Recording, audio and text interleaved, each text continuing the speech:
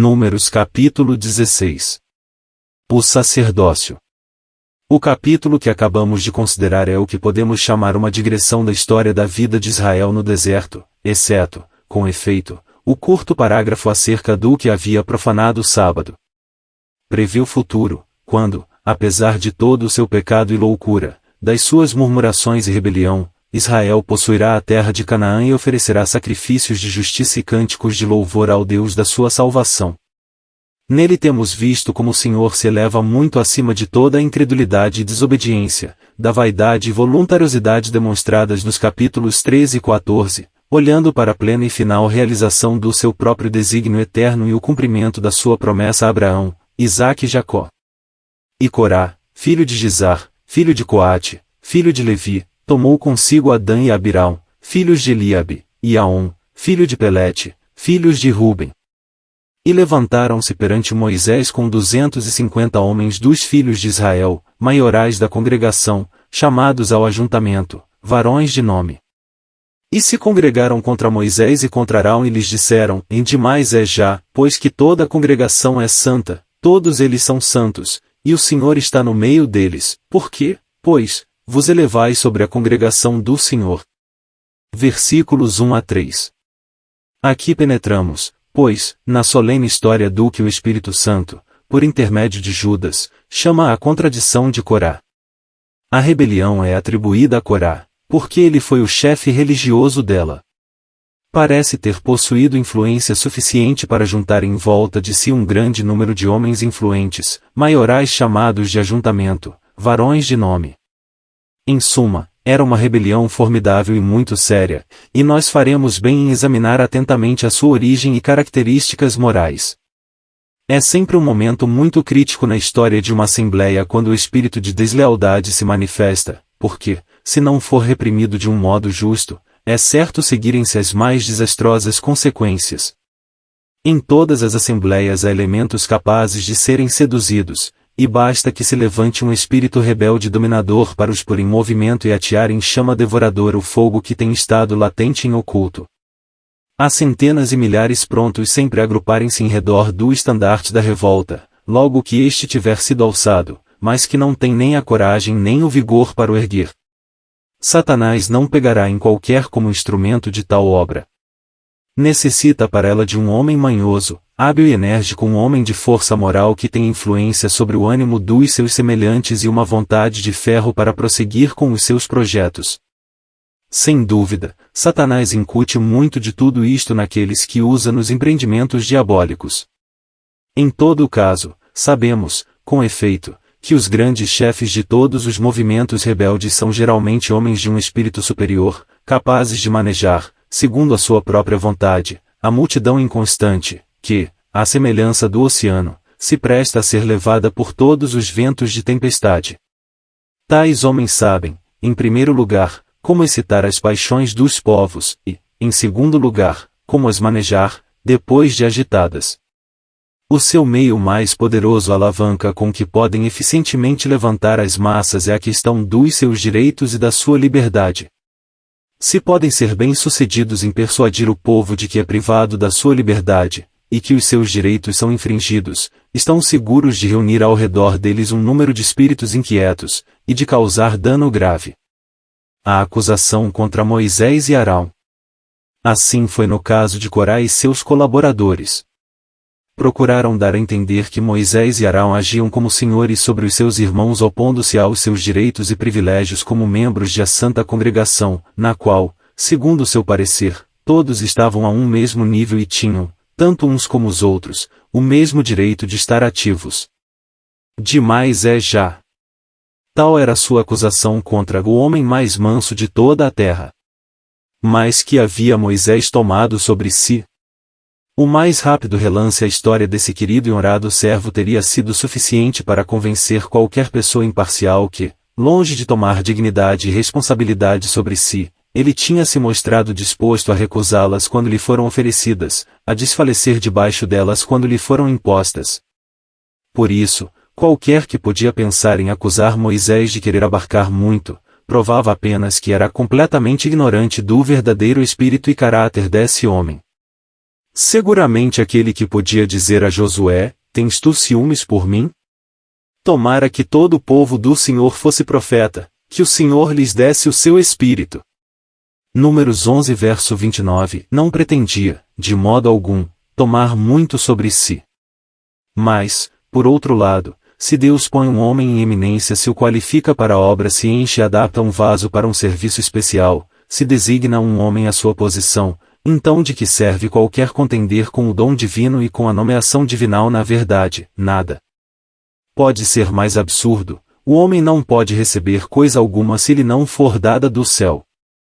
E portanto é mais do que inútil alguém pretender ser ou ter alguma coisa, porque tal pretensão deve necessariamente por fim revelar-se falsa. O homem encontrará mais cedo ou mais tarde o lugar que lhe corresponde, e nada subsistirá senão o que é de Deus. Portanto, Corá e a sua companhia estavam em desavença com Deus e não com Moisés e Arão. Estes haviam sido chamados por Deus para ocupar uma certa posição e cumprir uma determinada obra, e desgraçados deles se tivessem recusado. Não foram eles que tinham aspirado a essa posição ou atribuído a obra, haviam sido ordenados por Deus. Isto devia ter resolvido a questão, e devia resolvê-la para todos salvo para os rebeldes, turbulentos e ocupados consigo mesmos, que procuravam arruinar os verdadeiros servos de Deus para se exaltarem a si próprios. Este é sempre o caso com os promotores de sedição ou descontentamento. O seu verdadeiro objetivo é tornarem-se eles próprios alguém. Falam ruidosa e plausivamente dos privilégios e direitos comuns do povo de Deus, mas, na realidade, aspiram a uma posição para a qual não estão, de modo algum, qualificados, e a desfrutar de privilégios a que não têm direito. De fato, o assunto é tão simples quanto possível. Deus tem conferido a alguém a sua posição e a sua obra a fazer, quem o duvidará? Pois bem, que cada qual reconheça o seu lugar e o ocupe, que saiba qual é a sua obra e a faça. É a coisa mais absurda que há no mundo alguém tentar ocupar a posição ou fazer a obra de outrem. Vimos isto claramente ao meditar sobre os capítulos 3 e 4 deste livro. Corá tinha a sua obra, Moisés tinha a sua também. Por que havia um de invejar o outro?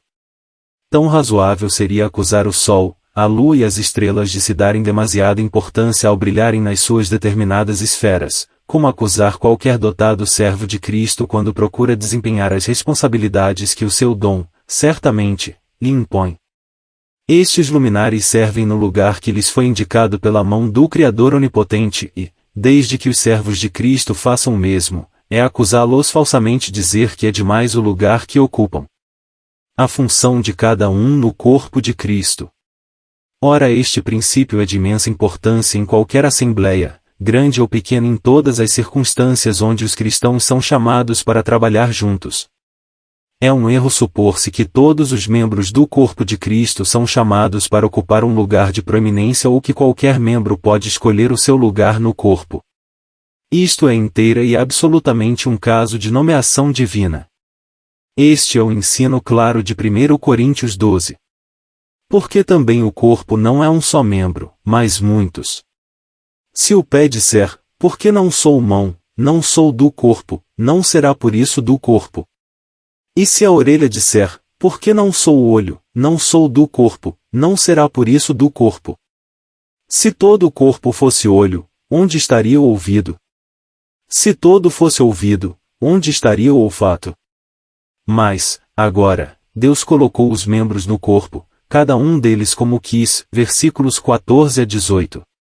Aqui encontra-se a única verdadeira origem do ministério na Igreja de Deus, o corpo de Cristo.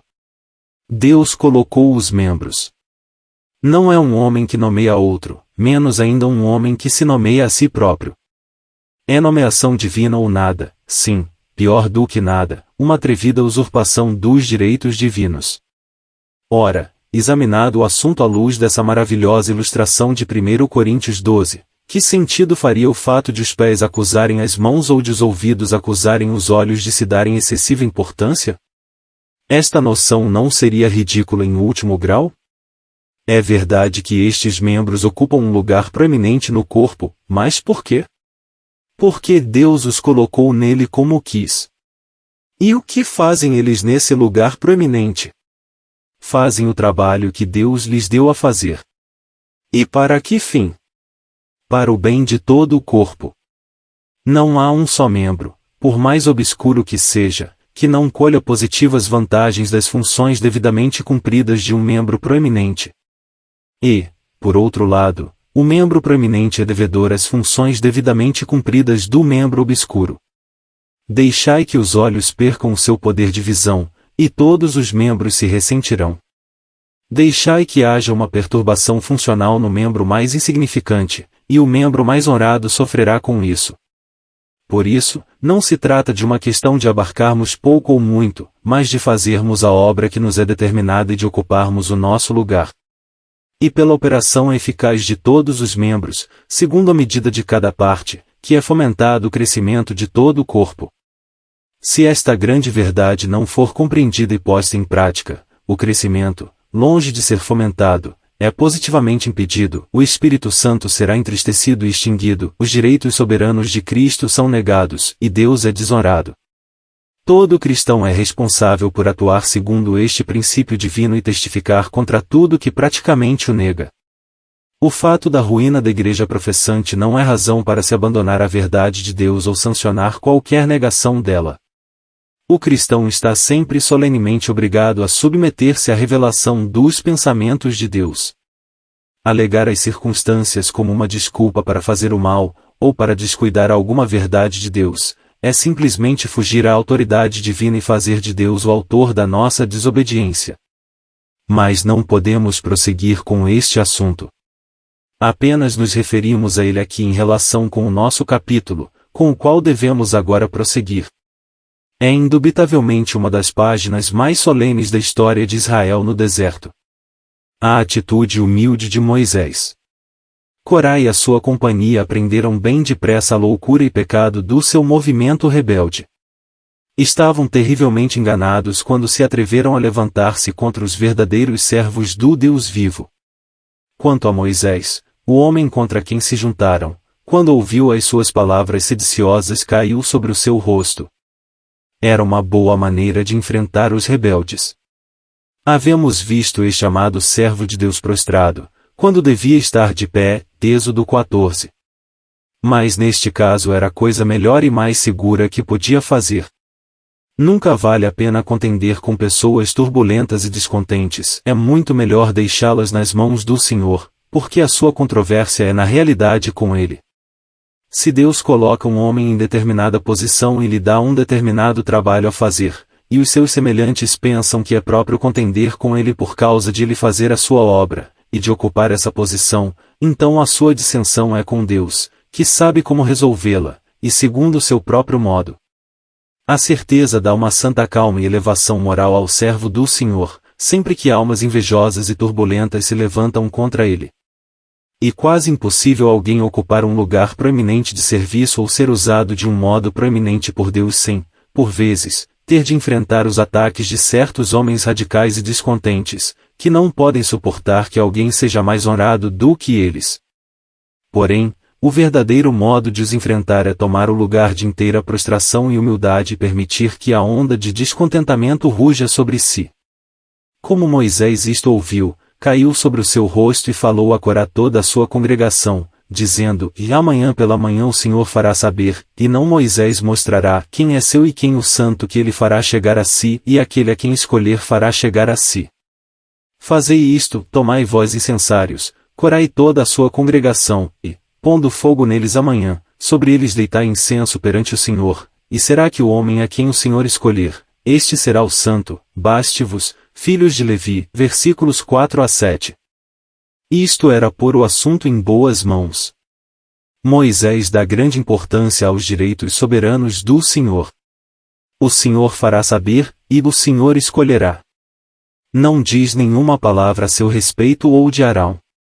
A questão anda toda à roda da escolha do Senhor e da sua nomeação. Os 250 revoltosos são postos face a face com o Deus vivo. São intimados a comparecer na sua presença com os seus incensários nas mãos, a fim de que todo o assunto possa ser inteiramente examinado e definitivamente resolvido diante desse grande tribunal em que não pode haver recurso. Evidentemente, teria sido inútil Moisés e Arão tentarem julgar, visto que eles eram os réus no caso.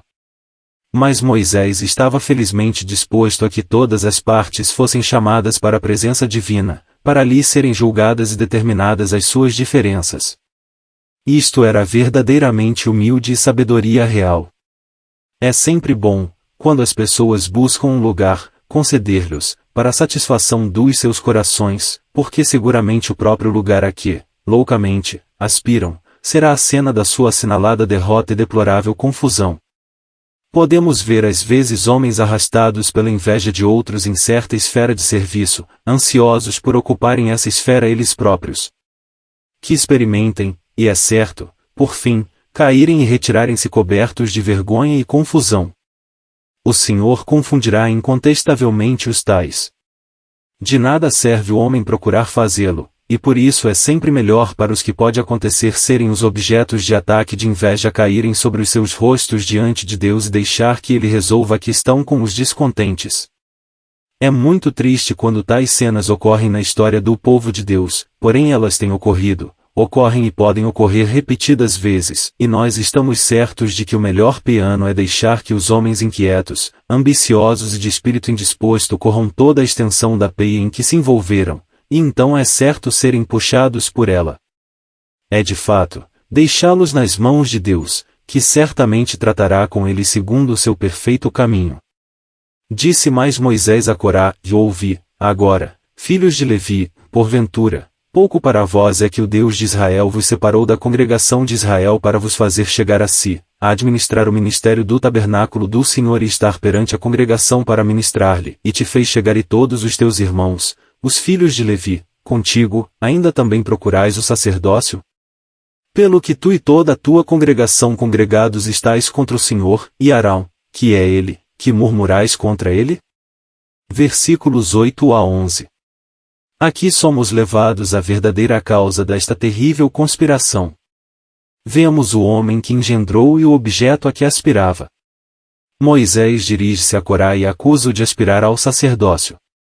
Observe o amigo isto atentamente. Importante que tenha este ponto claramente diante do seu espírito, segundo o ensino da Escritura. Deve ver o que Corá era, o que era a sua obra, e qual o objetivo da sua agitada ambição. Precisa ver todas estas coisas se quer compreender a força e o verdadeiro significado da expressão de Judas e a contradição de Corá. A que Corá aspirava e que ensino devemos tirar disso? Que era, pois, Corá? Era um levita, e, como tal, tinha direito a ministrar e ensinar, e ensinaram os teus juízos a Jacó e a tua lei a Israel. Deuteronômio 33 verso 10. O Deus de Israel vos separou, para vos fazer chegar a si, a administrar o ministério do tabernáculo do Senhor e estar perante a congregação para ministrar-lhe. Tal era Corá e tal a sua esfera de atividade. A que aspirava ele? Ao sacerdócio. Também procurais o sacerdócio? Ora, a um observador precipitado podia ter parecido que Corá não buscava alguma coisa para si. Parecia contender pelos direitos de toda a Assembleia.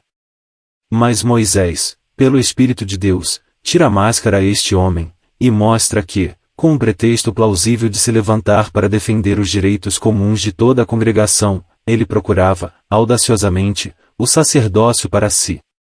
É conveniente notar isto.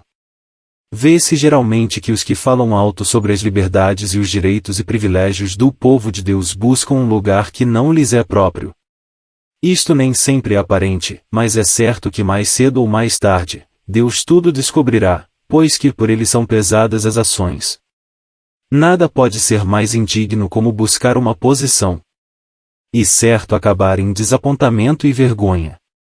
O melhor para cada um é ser achado no seu posto e fazendo a sua obra, e quanto mais humilde, sossegado e despretensioso for tanto melhor. Porém, Corá não tinha aprendido este princípio simples e salutar. Não estava contente com o seu lugar e serviço divinamente assinalado, antes aspirava a alguma coisa que, de modo nenhum, lhe pertencia. Aspirava a ser sacerdote. O seu pecado era o pecado de rebelião contra o sumo sacerdote de Deus. Esta era a contradição de Corá. E conveniente compreender este fato na história de Corá. Não é geralmente compreendido, e por isso tem sido causa de que seja acusado, hoje em dia, do mesmo mal todo aquele que busca exercer qualquer dom que lhe haja sido concedido pela cabeça da Igreja. Porém, um momento de calma reflexão sobre o assunto à luz das Escrituras será suficiente para mostrar como é destituída de fundamento tal acusação. Tome-se por exemplo um homem a quem Cristo tem dado, de uma maneira clara, o dom de um evangelista. Devemos considerá-lo culpado do pecado de Corá porque, em prosseguimento da missão e do dom divino, ele vai pregar o Evangelho? O dom divino e a chamada divina não são suficientes? Atua como rebelde quando prega o Evangelho? Assim é também quanto a um pastor ou doutor. E culpado do pecado de Corá porque exerce o dom especial que lhe foi dado pela cabeça da Igreja. O dom de Cristo não faz de um homem um ministro? E necessário mais alguma coisa? Não é claro para qualquer espírito imparcial, para todo que deseja ser ensinado pela Escritura que a possessão de um dom divinamente transmitido faz de um homem um ministro sem necessitar de qualquer coisa a mais? E não é igualmente claro que ainda que um homem tivesse tudo o que pudesse possuir e não tivesse um dom outorgado pela cabeça da Igreja não era de modo algum ministro? Confessamos que não vemos como podem suscitar-se dúvidas sobre estas teses. Falamos, note-se, de dons especiais de ministério na Igreja. Não há dúvida de que todo membro do corpo de Cristo tem algum ministério a desempenhar, algum trabalho a fazer. Isto é compreendido por todo cristão inteligente e, além disso, é evidente que a edificação do corpo é conseguida não meramente por meio de alguns dons eminentes, mas pela operação eficiente de todos os membros nos seus respectivos lugares, como lemos na Epístola aos Efésios 4 verso 15 e 16, antes, seguindo a verdade em amor, cresçamos em tudo naquele que é a cabeça, Cristo. Do qual todo o corpo bem ajustado e ligado pelo auxílio de todas as juntas, segundo a justa operação de cada parte, faz o aumento do corpo para sua edificação em amor. Tudo isto é tão claro quanto a Escritura o pode fazer. Mas quanto aos dons especiais, tais como de evangelista, de pastor, de profeta ou ensinador, é Cristo somente quem os dá e a sua possessão faz de um homem um ministro sem qualquer adição. E, por outro lado, toda a instrução e toda a autoridade humana abaixo do sol não podem fazer de um homem um evangelista, um pastor ou ensinador, a menos que ele tenha recebido um dom da cabeça da Igreja. Mas dissemos o bastante quanto ao ministério da Igreja de Deus. Cremos ter dito o bastante para provar ao amigo que é um erro grave acusar os servos de Deus do pecado horrível de Corá porque exercem esses dons que lhe têm sido conferidos pela cabeça da Igreja. Com efeito, seria pecado não os exercerem. Mas há uma diferença capital entre ministério e sacerdócio. Corá não aspirava a ser ministro, porque já o era. Aspirava a ser sacerdote, o que ele não podia ser. O sacerdócio pertencia a Arão e à sua família, e era uma atrevida usurpação a alguém, não importava quem era, tentar oferecer sacrifícios ou desempenhar qualquer outra função sacerdotal. Pois bem, Arão era um tipo do nosso grande sumo sacerdote que penetrou nos céus, Jesus, Filho de Deus. O céu é a esfera do seu ministério, ora, se ele estivesse na terra nem tampouco sacerdote seria, Hebreus 8 verso 4.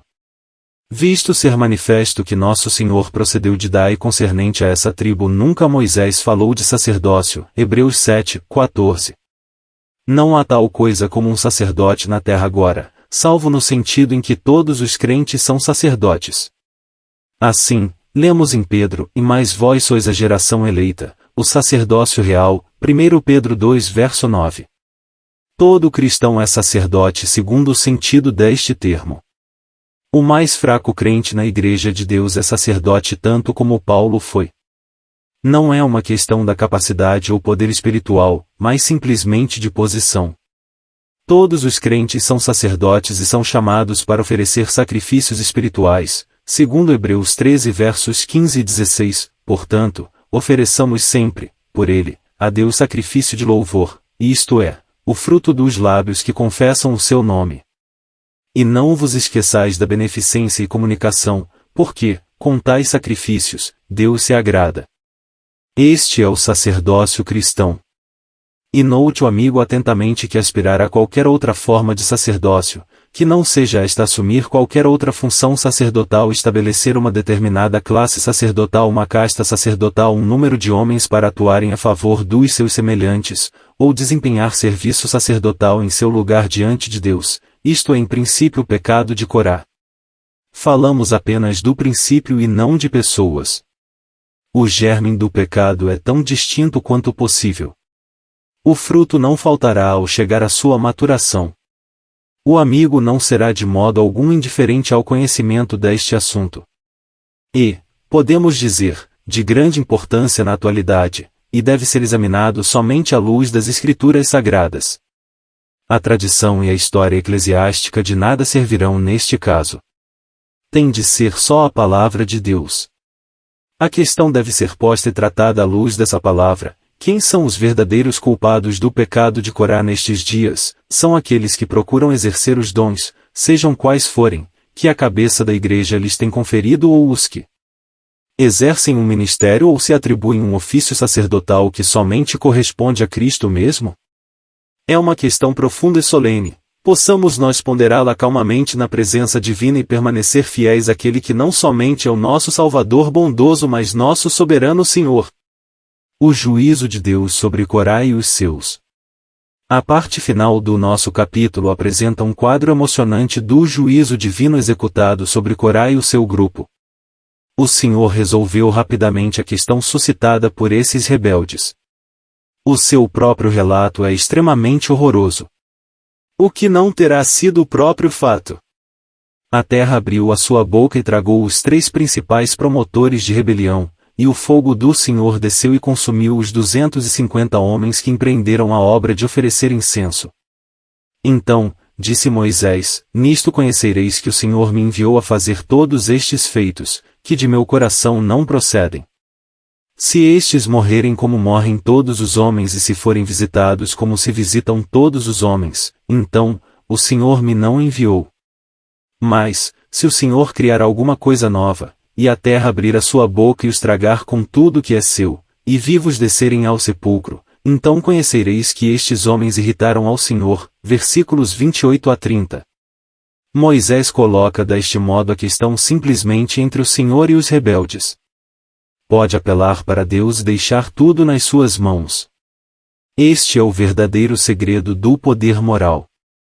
Um homem que não procura nada para si mesmo, que não tem outro fim ou objetivo senão a glória divina, pode esperar confiadamente o desfecho de todas as coisas. Mas para isto seus olhos devem ser simples, o seu coração íntegro e o propósito puro. De nada servirá aparentar ou assumir qualquer coisa. Se Deus vai julgar, descobrirá certamente todas as pretensões e simulações. Estas coisas deixam de ter lugar quando a terra abre a sua boca e o fogo do Senhor está devorando tudo em redor. E muito fácil fanfarronar, fazer alarde e empregar palavras empolgantes, quando tudo está em calma, mas quando Deus entra em cena com um juízo terrível, o aspecto das coisas muda depressa. E aconteceu que, acabando ele de falar todas estas palavras, a terra que estava debaixo dele se fendeu. E a terra abriu a sua boca e os tragou com as suas casas, como também a todos os homens que pertenciam a Corá e a toda a sua fazenda. E eles e tudo o que era seu desceram vivos ao sepulcro, e a terra os cobriu, e pereceram do meio da congregação. E todo Israel, que estava ao redor deles, fugiu do clamor deles, porque diziam, para que, porventura, também nos não trague a terra a nós. Versículos 31 a 34. Na verdade, coisa terrível é cair nas mãos do Deus vivo. Deus deve ser em extremo tremendo na Assembleia dos Santos, e grandemente reverenciado por todos os que o cercam. Salmos 89 verso 7. Porque o nosso Deus é um fogo consumidor. Hebreus 12 verso 29. Quanto melhor teria sido para Corá ter se contentado com o seu serviço levítico, que era da mais elevada ordem. O seu trabalho, como coatita, era levar alguns dos vasos mais preciosos do santuário. Mas ele aspirava ao sacerdócio e caiu do abismo. Porém isto não foi tudo. Apenas o solo se havia fechado sobre os rebeldes, quando saiu o fogo do Senhor e consumiu os 250 homens que ofereciam o incenso. Foi uma cena pavorosa, um sinal e uma manifestação assombrosa do juízo divino sobre a pretensão e o orgulho humano. E inútil de todo homem exaltar-se contra Deus, porque ele resiste aos soberbos, mas dá graça aos humildes. Que perfeita loucura para vermes do pó se levantarem contra o Deus Todo-Poderoso! Pobre homem! E muito mais tolo do que o verme que se precipita contra a chama que o devora. Ó, andar em humildade com Deus! Estar contente com a sua vontade, satisfeito em ocupar um humilde nicho e fazer a obra mais simples. Isto é dignidade e verdadeira felicidade. Se Deus nos der o serviço de varredor, façamo-lo sob os seus olhos e para seu louvor. O ponto importante e essencial é sermos achados fazendo o próprio trabalho que Ele nos dá a fazer, e estarmos ocupados no próprio lugar que Ele nos indica. Tivesse Corá e os seus companheiros aprendido isto, e o seu grito comovente nunca teria aterrorizado os corações de seus irmãos. Mas não, eles queriam ser alguma coisa quando nada eram, e por isso desceram ao abismo. O orgulho e a destruição estão inseparavelmente ligados no governo moral de Deus. Este princípio permanece inalterável, embora a medida empregada possa variar. Lembremos isto. Procuremos deixar o estudo de números com o profundo reconhecimento do valor de espírito humilde e contrito. Vivemos numa época em que o homem tende a elevar-se mais e mais. Excelso é a divisa popular hoje em dia. Guardemo-nos de interpretá-la e de aplicar a nosso modo. Aquele que se humilha será exaltado. Se devemos ser regidos do reino de Deus pela regra, veremos que o único modo de nos levantarmos é descermos. Aquele que ocupava agora o lugar mais elevado no céu é o mesmo que voluntariamente tomou o lugar mais baixo na terra. Veja-se Filipenses 2 versos 5 a 11. Ele é o nosso exemplo, como cristãos, e aqui está também o antídoto divino contra o orgulho e a ambição impaciente dos homens deste mundo. Nada é mais triste do que ver um espírito presunçoso, inquieto, vão e impaciente nos que fazem profissão de seguir aquele que era manso e humilde de coração.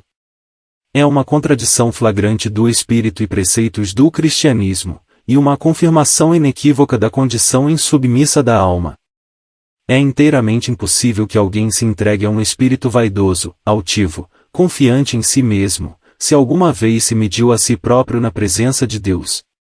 O remédio eficaz para a vaidade e confiança própria consiste em estar o mais tempo possível com Deus.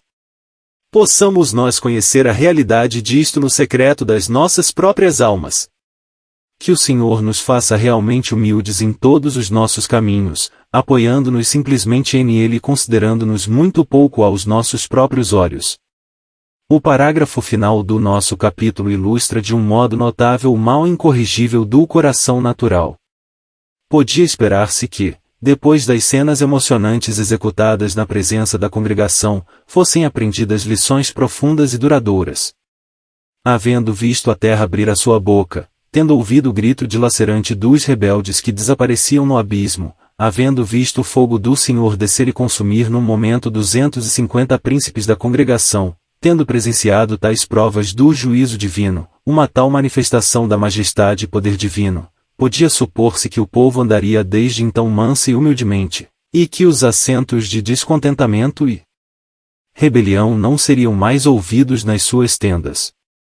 Mas, o homem não pode ser assim ensinado. A carne é inteiramente incurável.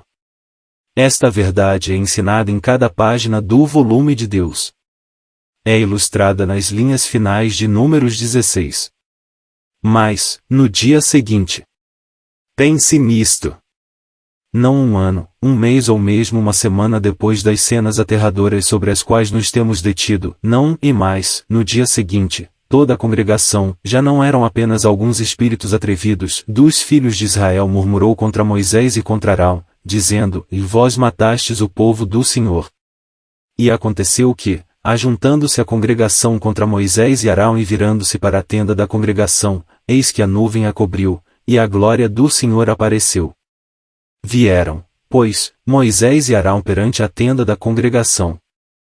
Então, falou o Senhor a Moisés, dizendo: Levantai-vos do meio desta congregação, e a consumirei como num momento. Versículos 41 a 45. Aqui está outra oportunidade para Moisés. A congregação inteira está outra vez ameaçada de imediata destruição. Tudo parece irremediável. A longanimidade divina parece ter se esgotado, e a espada do juízo está a ponto de cair sobre toda a assembleia. E agora parece que no próprio sacerdócio que os rebeldes haviam desprezado está a única esperança para o povo, e que os mesmos homens que haviam sido acusados de matar o povo do Senhor eram os instrumentos de Deus para salvar as suas vidas. Moisés e Arão então, se prostraram sobre o seu rosto, e disse Moisés e Arão: Toma o teu incensário, e põe nele fogo do altar, e deita incenso sobre ele, e vai depressa à congregação, e faz expiação por eles, porque grande indignação saiu de diante do Senhor, já começou a praga.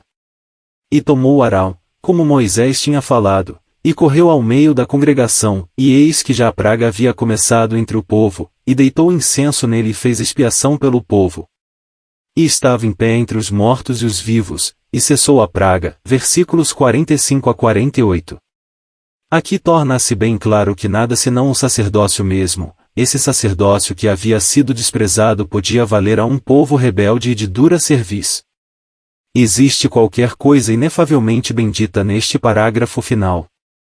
Arão, o sumo sacerdote de Deus, mantém-se entre os mortos e os vivos, e do seu necessário uma nuvem de incenso se eleva para a presença de Deus, figura tocante de um maior do que Arão, que havendo efetuado um pleno e perfeito sacrifício pelos pecados do seu povo, está sempre diante de Deus em toda a fragrância da sua pessoa e obra. Só o sacerdócio podia conduzir o povo através do deserto. Era um recurso rico e adequado da graça divina. O povo era devedor à intercessão de haver sido preservado das justas consequências das rebeldes murmurações.